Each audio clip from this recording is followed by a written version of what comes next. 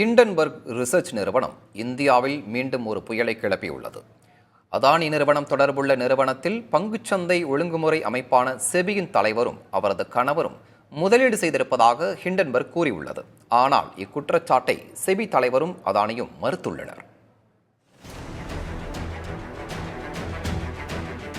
கௌதம் அதானி நிறுவனம் தனது நிறுவன பங்குகளின் விலையை முறைகேடாக செயற்கையாக அதிகரித்து காட்டியதாக ஹிண்டன்பர்க் கடந்த ஆண்டு வெளியிட்ட அறிக்கை இந்திய வணிக உலகிலும் அரசியலிலும் பெரும் அதிர்வுகளை ஏற்படுத்தின. இந்நிலையில் தற்போது மேலும் ஒரு குற்றச்சாட்டை ஹிண்டன்பர்க் முன்வைத்திருக்கிறது.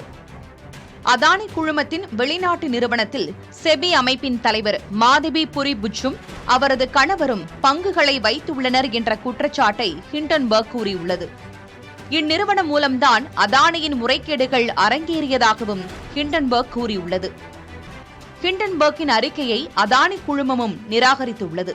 இது விஷமத்தனமானது என்றும் பொதுவெளியில் கிடைக்கக்கூடிய தகவல்களை வைத்து முன்கூட்டியே தீர்மானித்து உள்நோக்கத்துடன் தயாரிக்கப்பட்ட அறிக்கை இது என அதானி குழுமம் கூறியுள்ளது. செபியின் தலைவருடனோ அல்லது அவரது கணவருடனோ வணிக ரீதியில் தங்களுக்கு எவ்வித தொடர்பும் இல்லை என அதானி குழுமம் கூறியுள்ளது. மேலும் தங்கள் மீது தவறு இல்லை என உச்சநீதிமன்றம் கூறியதாகவும் அதானி குழுமம் தெரிவித்திருக்கிறது.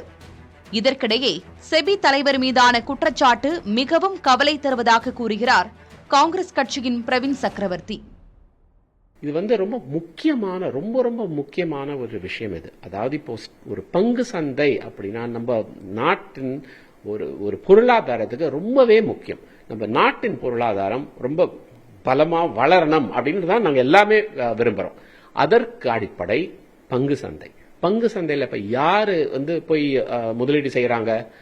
கிட்டத்தட்ட 5 கோடி சாமானிய மக்கள் அவங்க சேமிப்பை பங்கு சந்தையில் போய் முதலீடு செய்யறாங்க. அதெல்லாம் பாதுகாக்கணுமா வேணாமா?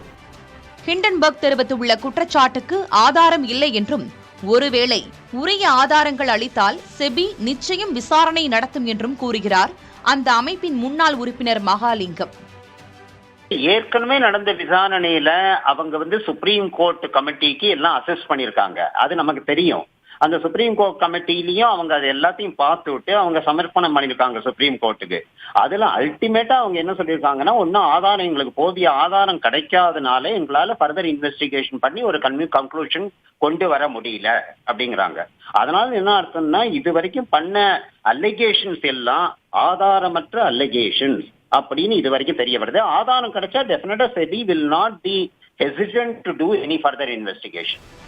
பங்குச்சந்தைகள் பணக்காரர்களுக்கு மட்டுமானது என்ற நிலை மாறி கோடான கோடி சாமானியர்களும் அதில் முதலீடு செய்து பலன் பெற்று வருகின்றனர். இந்நிலையில் செபி தலைவர் மீது வெளியாகியுள்ள குற்றச்சாட்டுகள் மீது மத்திய அரசு உரிய நடவடிக்கை எடுக்கும் என எதிர்பார்க்கலாம்.